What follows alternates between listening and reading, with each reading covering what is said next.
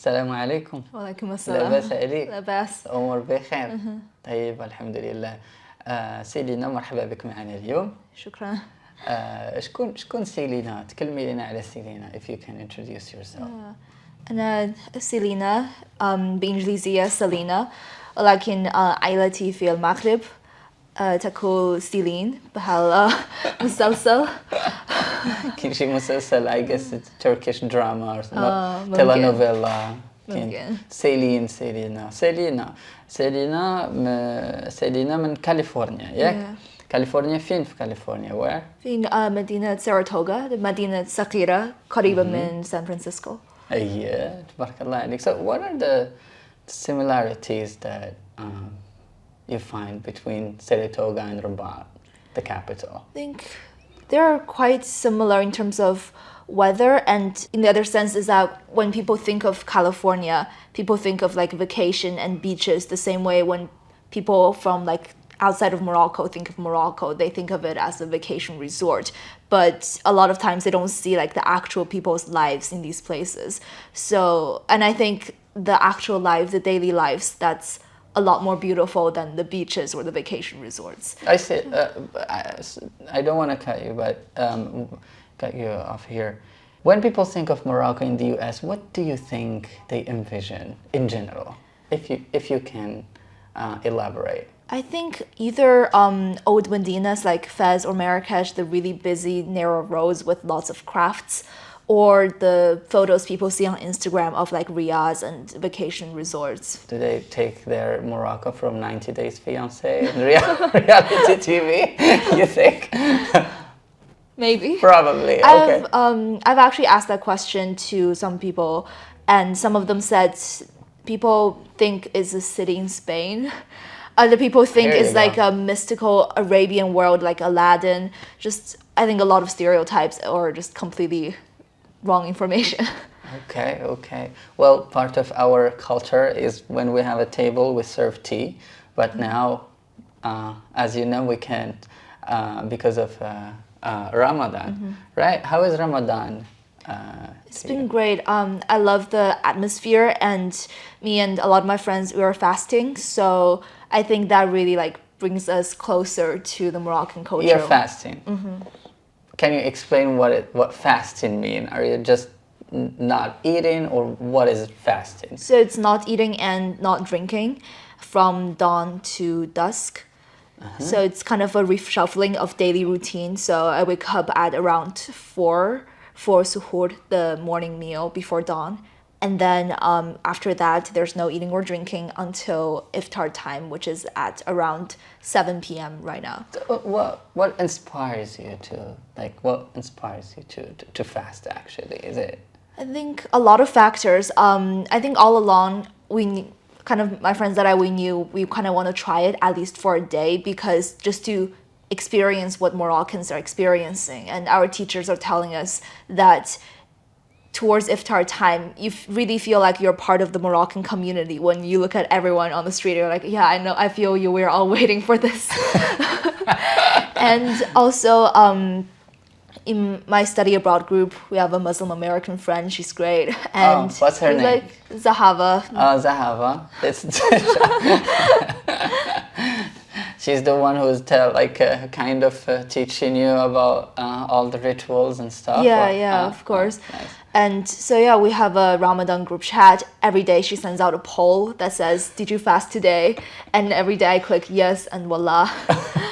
And the other thing is, my host family showed me a photo of my host sister when she was really, really young in a carriage in a dress like a bride. And it's like Laylat al-Qadr, and she's like dressed like Arusa. And my host mom told me, oh, it's for girls fasting for the first time, so if I fast, she'll take me to do that. And I'm really excited for that. Oh, that's really nice. Congrats. That's so beautiful. But I know a lot of people will hear this. This is a tradition that we have in Morocco, where we celebrate the first fast. The way do you know more about this? I know you still haven't experienced that yet, like Not here, really. But what do you know about it? A little bit? Just I think not much beyond what I said. Awesome. But I know that it's something very unique, and I'm looking forward. So hearing about things, experiencing them. Now, as I asked you about Layla al-Qadr, I'm sure if I ask you in 10 days, you're going to have different answer to this. Definitely. So is that one of the examples of what study abroad or coming a long way from the US to Morocco to study, changing your experience or in your knowledge? Oh yeah, for sure. Before coming to Morocco, I read about it. There's like the study abroad program gave us a lot of things like, oh, make sure you know this and that. But none of it really makes sense until I'm actually here. Or before Ramadan, people try to explain the daily routine, how everything changes. And it also wasn't really making sense until it actually happens. And even like in terms of language, a lot of times it's like they explain, oh, the forms are this and that, and we get so confused until sometime in daily life or sometime in class we come across an example where it's actually making sense. We're like, oh, that's why. That's where it comes from. But okay, we'll kind of go back a little bit by time. What inspires you again to study Arabic even? How did you choose to study Arabic? So I think a lot of factors. I think one is my mother tongue is actually Chinese. I was born in China and lived there for 11 years.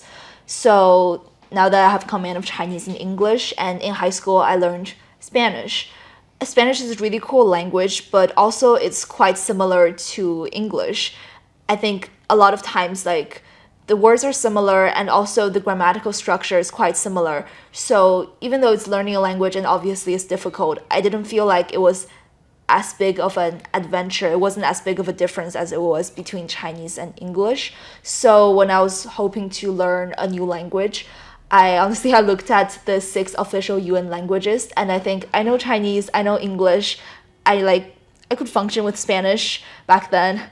French is pretty similar. I was like, oh, English and Spanish put together, I can understand like basic French. So that leaves Arabic and Russian. And I just thought the Arab culture is so beautiful. My dad, his company is based in Dubai, so he goes there a lot, even though I've never been. So sometimes he tells me things about it, and I'm like, oh, that's very different. And I think some of my friends say, oh, it's because they live within a big Muslim American community. But for me, it's because I live in a place where there's not many Muslim Americans. So for me, it's this big unknown that like I just really want to explore. I loved you used the word adventure. So you see Arabic as an adventure. For sure. Awesome. And how it's been? Like, is it this adventure since you started it till now? How would you describe this adventure? I think it's whimsical. Okay, elaborate. I still need to know more. Yeah, I don't think it's a very planned out thing where I have a goal in mind. I don't think like, oh, in 10 years I will be working a job where I want to like speak Arabic or something. It's honestly just, I don't know about this and I want to know about this. So why not? Let's go ahead. So, and I think in the same way, in Morocco, like a lot of times I don't know what this is. Let me go see what it is. Awesome. This is so beautiful. Would you say thanks to your background, or like because you studied 3 languages, or like you kind of function with, or like even you speak 3 languages, that gives you the courage to choose another one, or helped you with another one, or you think regardless of how many languages you know, based on your experience and your friends and group experience, regardless if you know other languages, you can start Arabic. What would you say about that? I think regardless of like how many languages you already speak, a new language is always a challenge. But also I think it depends on the similarities between the language systems and families. Does Chinese help you in terms of understanding Arabic sometimes? Like sometimes, say if there isn't a direct English translation of a word, but there is a Chinese one, then I would write down the definition in Chinese. But in terms of like grammar or the system, honestly, I think Chinese is like no less different from Arabic than is English from Arabic. Awesome. I kind of know from our talk and our I know that you started learning Arabic online. With you. Exactly, with me, and I'm honored. Like, how was that for you? Regardless, I mean, like the starting a new language that is, like you described as an adventure. Starting it online, how was that for you? I think in terms of language learning and especially Fusha, that was great. I think that in terms of starting that, I think it was pretty much the same online or in person or not, because no matter what, you gotta start with the basics. This is Aleph, this is Ba. But in terms of Darija and some of the daily life stuff, I think online I was a bit more confused. I remember, say, lessons teaching me how to take a taxi in Darija, and I was very confused online. But coming here in person, it made a lot more sense, and it was so useful.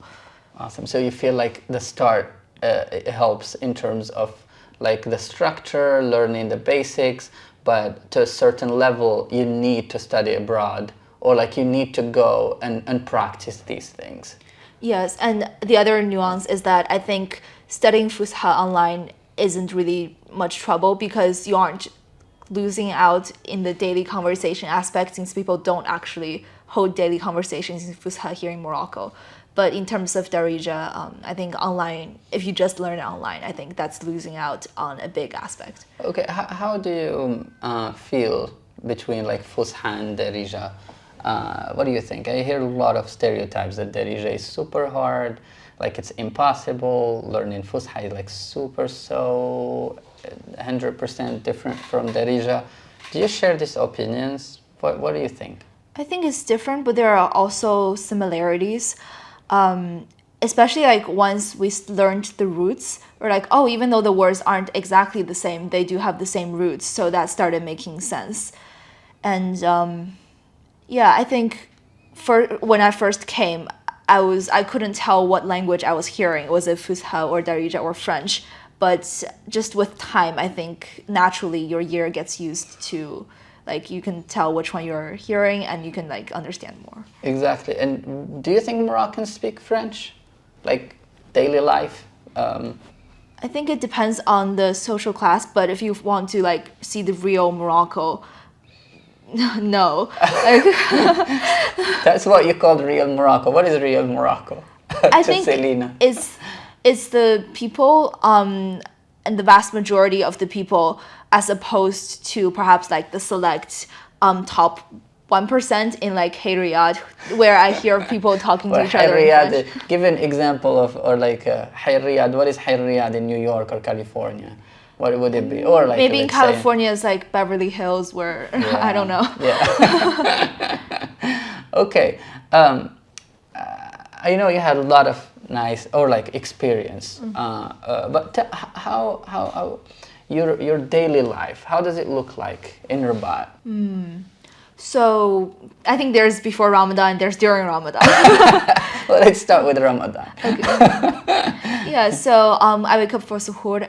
Sometimes if there's like a lot of work, I would stay up all the way to suhoor time, and I would eat at 4 a.m. and I would go to sleep. Our school time is shortened slightly for Ramadan because everyone's tired. So I would go to school at around 10, and then after school, in the afternoons, usually I have something to do, like my internship or like taking care of some things or like studying. But honestly, in the afternoon, I'm not too inclined to study because I'm like thirsty and hungry and just tired. So sometimes I take a nap in the afternoon, and then iftar, which is like a huge meal. And after that, I think I just come alive. I'm a new person now, and the entire city comes alive. So I would go out sometime to study in a cafe, but my favorite part is going to the Medina, the old city, at night at around, say, like 10 p.m., 11 p.m. It's so crowded. Everyone's out there and alive, and it's amazing. Awesome. Do you think Ramadan affects people's mood during the day? Do you think people are more angry or normal or just tired? Or did you sense anything in terms of that? people are a little cranky towards the end of the afternoon, like around 6 p.m. Everyone's rushing home. Everyone's kind of slightly short-tempered. But after that, it's just like completely flipped. Everyone's so happy. And also because everyone's like amplifying their good deeds. So on the streets, you see so many people praying. And it's like a really powerful moment if you walk out like near a mosque during like Terror Week. It's like so many people, and people giving like money to the poor and just helping out and being nice. Oh, that's really nice. So I think I will kind of switch, but stay at the same topic. I know you have like an internship, right? Tell me in what do you do this internship, and how was that for you? So I intern at two places because I love journalism. So one is Morocco World News. That's an English language newspaper. So it's not very structured, but whenever I feel like there's a story I really want to write, whether it's from personal, like a column about my personal experience in Morocco, or like a journalism piece where I interview people and write a story, I would write it. Or sometimes there's tasks.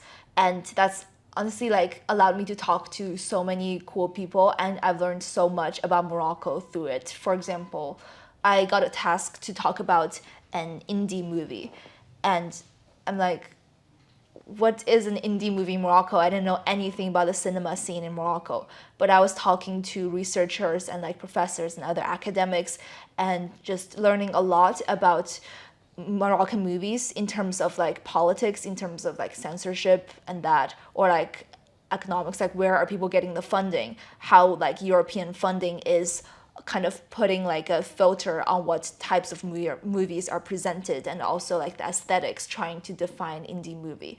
And I got so interested in that for my study abroad program, I'm doing my capstone on this topic. This is awesome. And there are other opportunities. Like at first, I was conducting interviews and writing entirely in English, but as time went on, I was doing a little bit of interviews out there in Arabic. Like say for Valentine's Day, I went out on the street and just asked people like, do you celebrate Valentine's Day?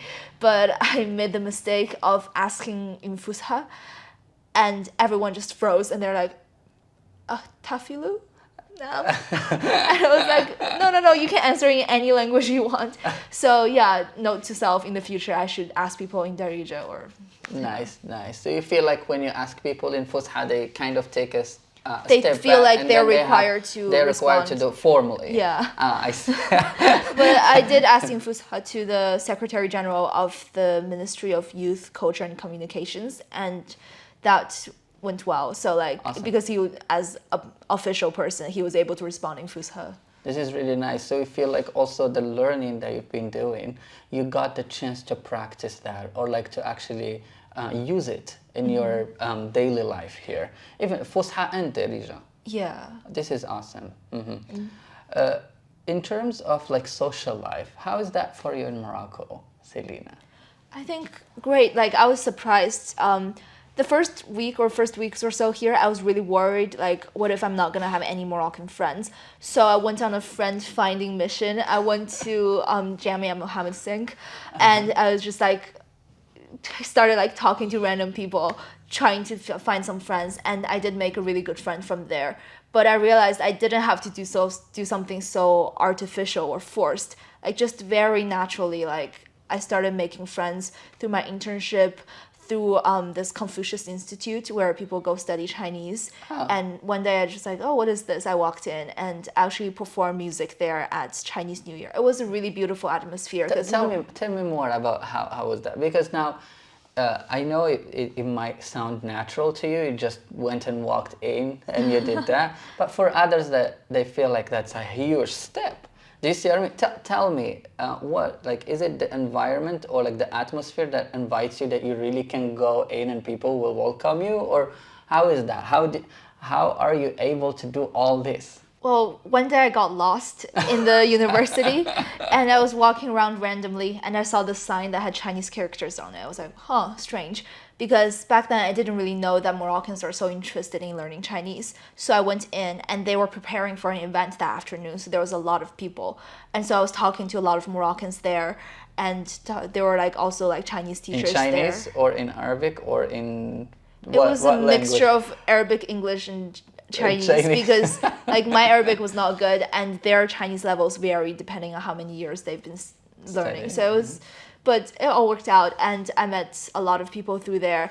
And then so I play a traditional Chinese instrument. Wow. So for Chinese New Year, they invited me there. Wow. And one of my best friends in Morocco, she is learning that instrument. Wow. So yeah, it's really great. We sometimes just meet up and play music together. And at Chinese New Year, Moroccans were doing Chinese songs, doing Chinese dance, Chinese kung fu, like martial arts, and Chinese people were doing Moroccan songs and vice versa. So it was a beautiful cultural exchange moment. That's really nice. You still go till now, or like you still have connection with those Yeah. people. That's really nice. What is the name of the instrument that you play? The guzheng. A gujan. Nice. It looks like a kanun. Like kanun. Yes, yes. That's really nice. Okay, and you talked about social life. So you made a lot of friends. Did you expect that you will have as many friends as you have right now before coming? Honestly, no. Yeah, I was really surprised because, I don't go around counting friends, right? But one day I wanted to do an activity where I make dumplings together with Moroccan friends. So I was like, okay, let me invite my friends. And I was like, oh wow, that's a lot of people. You didn't know who to not invite because the space probably wouldn't There's allow, right? like around 10 people. It's like, oh, that's hard to limit to cut it down to 10 people. No. Okay, I'm really happy to hear all that. Did you travel? Did you explore different cities, or just you stayed in Rabat? Definitely. So my program took us on some trips. We went to, I think, all the big cities like Tangier, Casablanca, Fez, Marrakesh, but also because our program director is very dedicated to having us see the real Morocco. So on each trip, we make sure to visit a countryside. So Taunet was beautiful. I love it so much. We were gathering wood. Near Fez. It's Were you? near Fez, yeah. Exactly. Okay. Yeah. We also went to places like Tinkhir, and when we go to Tinkhir. Tauda and Tinkhir, we make sure to stay with a local host family instead of a really hotel to really feel what it's like. That's And awesome. also individually, I traveled for research for my project on film. So I went to Tetuan, and because of a film festival there, and that was also an amazing experience, doing interviews and talking to people there. And also went to Ouarzazate because film, that's a Moroccan Hollywood. yeah. That's good. That's where they filmed Game of Thrones in a little town Yeah, near Ait where Ben the Haddou. Ait Ben Haddou, exactly. So you've been in all of these places. Yeah. That's really awesome.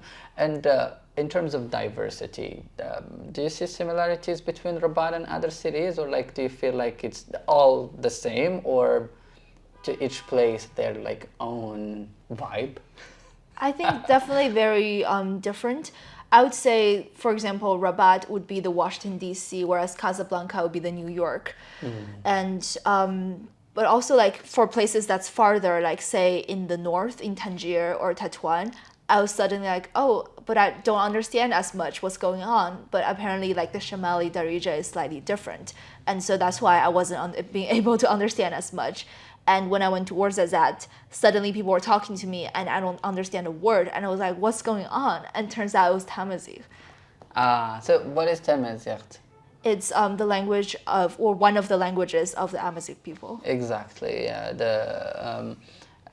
And it's one of the official languages in Morocco, which we have two: Arabic and Tamazight.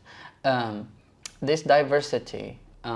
Is it an obstacle sometimes, in terms of getting to know people, or you feel as much as you learn about the country in North Africa and other things, it's enriching your experience? I think definitely enriching the experience because maybe initially communications could be different, but the reason you want to communicate is because you want to learn more about these different people. What's the point of doing anything if everything's the same? True.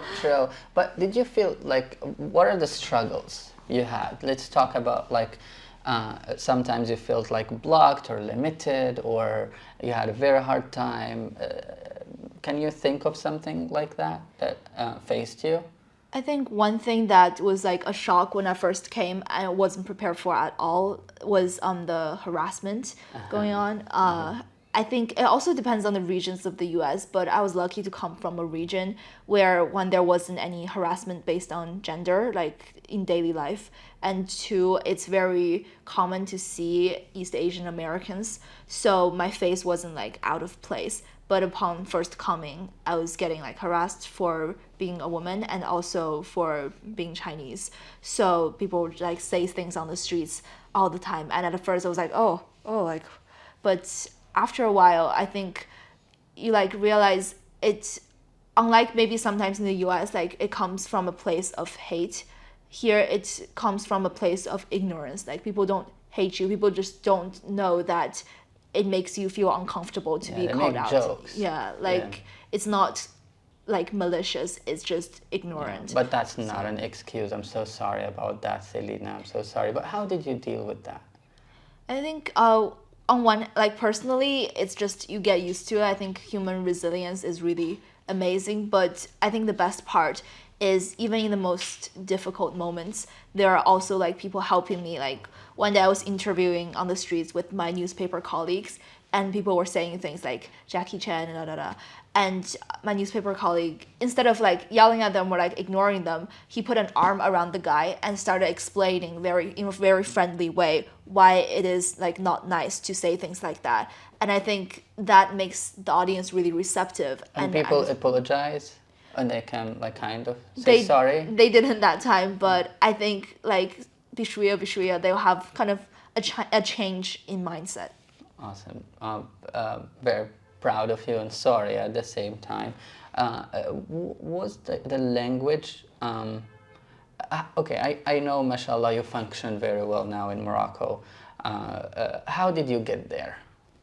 Was it like sudden, or did you feel a struggle? Was it very hard? How would you describe that? Because a lot of people think now that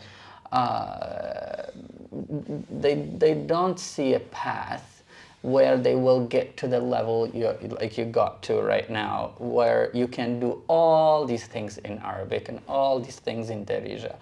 Did you feel, sorry I changed the question, but did you feel any time of quitting? But the question is all about the struggle. Did you feel any time, this is too much, I can't do it, I can't deal with it? Did you feel like you're not moving forward? Tell me about the language learning experience of Arabic. I think it can definitely be such a struggle at times.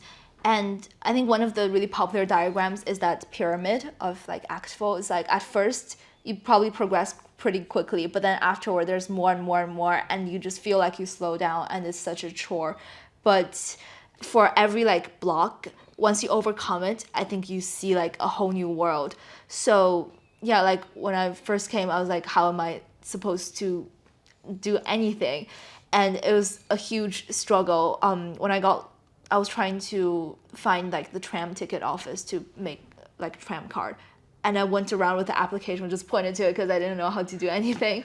But and still right now, like I still feel like sometimes I'm trying to explain something, and maybe like I run out of Darija vocab, so I go back to Fusha, and I feel a little dumb talking Fusha on the street. Or sometimes it's just I don't know how to say it in any way, so it was just gesturing and kind of guessing. But as much as like I feel like I don't know, whenever say like my dad visited me a few weeks ago, and I was going around like interpreting for him, and I was like, wait, I know so much. I didn't realize I know so much. Or there's like moments where it's like I started talking about music tastes with the guy who works at the Hanut across from my house. And I was like, oh, I didn't know I could talk about that. That's very like deep topic, and I'm sure your dad, he must be proud of you. How was that for them, letting you go abroad? If you can like talk a little bit about that. Was it a hard decision for your parents? Because I know like you came before starting college. You're starting college next year, Yes. right? What college? University of Oxford. Congrats. And was that hard for your parents to let you go to Morocco? I think like for them, every like think it should like serve a purpose of like maybe academic purpose or professional purpose or something of that sort. So I think the biggest conversation we had was like why I wanted to go, and the root of it is that there may not be like, I'm trying to make the point that there may not be an academic or professional purpose, but I just want the adventure. I want to try something new. And I think that I was able to convince them, and I'm really lucky to have their support. But That's nice. yeah, like Awesome. That's really nice.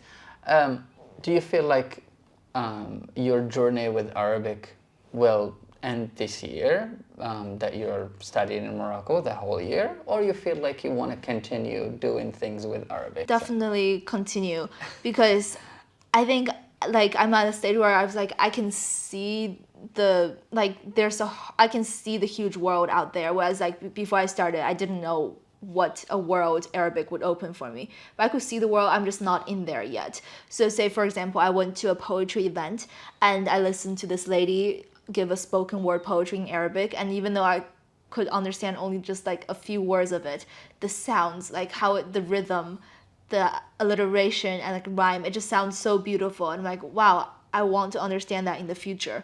Or like Arabic poetry, like I haven't started any of it because it's quite difficult, but it just, when I think about ancient English poetry or ancient Chinese poetry, I'm like, I can't imagine living without that. So I'm like, I will definitely find the same beauty in Arabic poetry.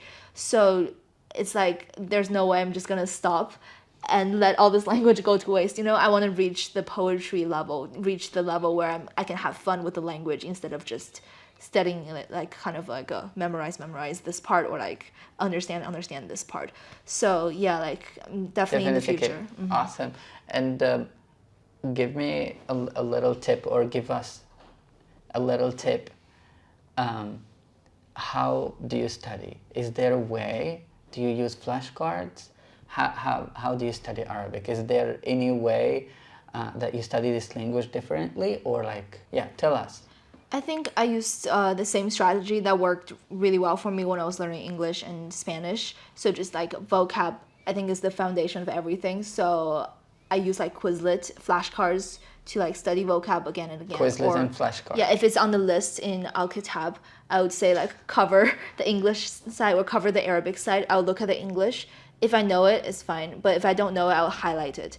And then the first round, I'll highlight in a very light color. And then I will only go through the ones I highlighted the next round. I would highlight it in a darker color and darker. So in the end, in each section, I only have say like 2 or 3 words highlighted in a really dark color that I just can't remember. I'm like, these are the words I gotta know. And how much time do you spend studying? Like per day, per week? I think it depends. And honestly, when I first came, I was like spending all my time studying. But then like after a while, I'm like, wait, I can also like, instead of studying in front of my computer and books, like sitting at home or in a cafe, I could go out in the streets and like learn from the world. So yeah, now it's like a balance of both, instead of in the beginning when every day I was just sitting there studying. What is your favorite word in Arabic? It's a bit of goofy, but it's what? What? I'm not really attached to a bat, the animal in itself, but I just think the sound is so funny. Like in English, it's like what? Like I like the curiosity, like the being perplexed state. Sometimes it really reflects like my Arabic learning. Like if the teacher is learning something, I'm just like, it's like what? And you have like what's here.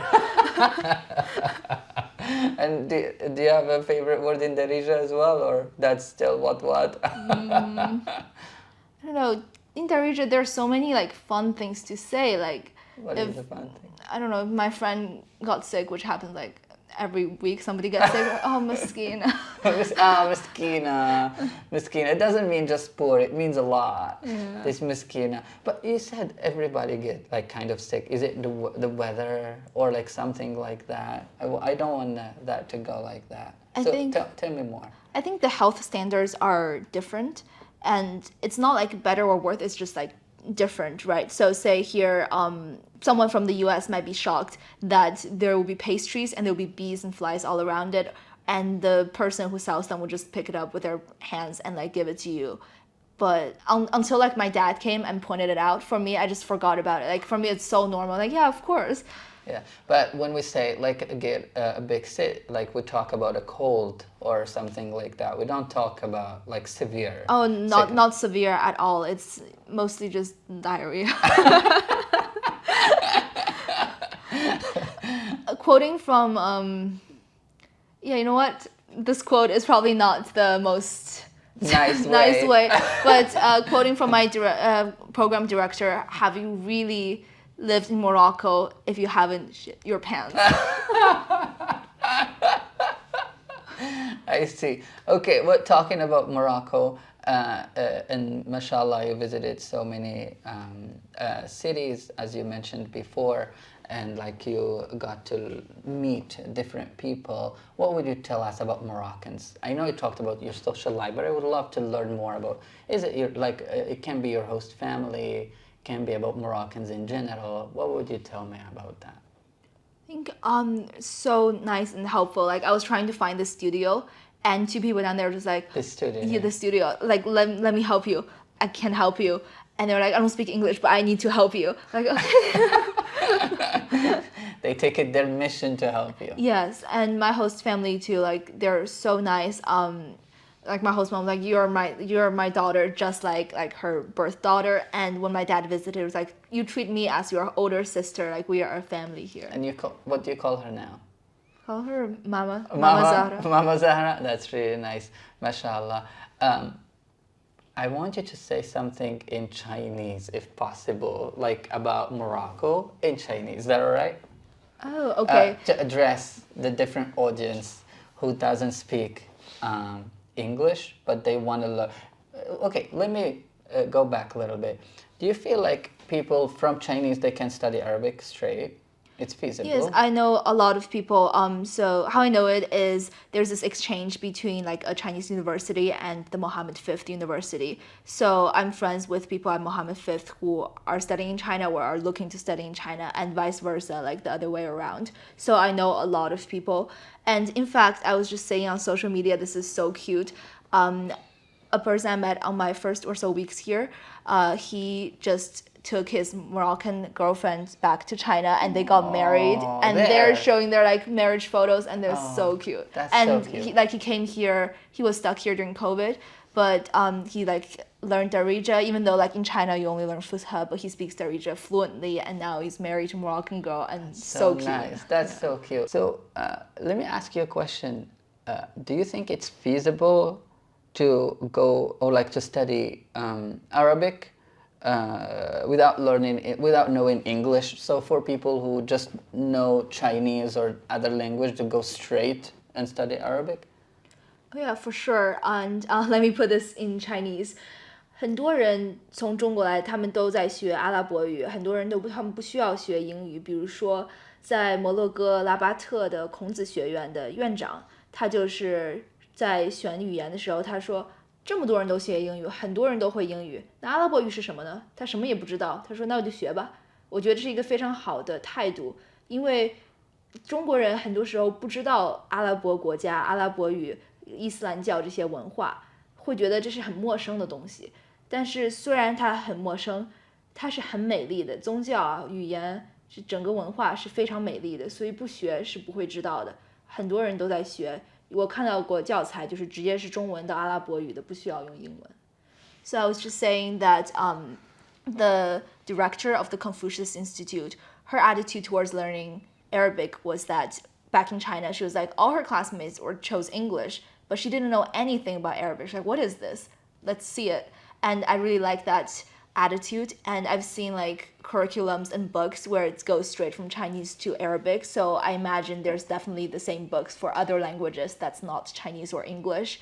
And also I think China as a whole just doesn't know a lot about Islam or Arab countries or this entire region. So even though it seems like very strange and foreign, I think that's an invitation to get to know about it, and then you realize how beautiful everything is. That's really nice. Thank you so much, Selina. I really enjoyed every single second in this, chat, and very proud of you and what you accomplished I will give you a chance to end this episode. What would you tell us?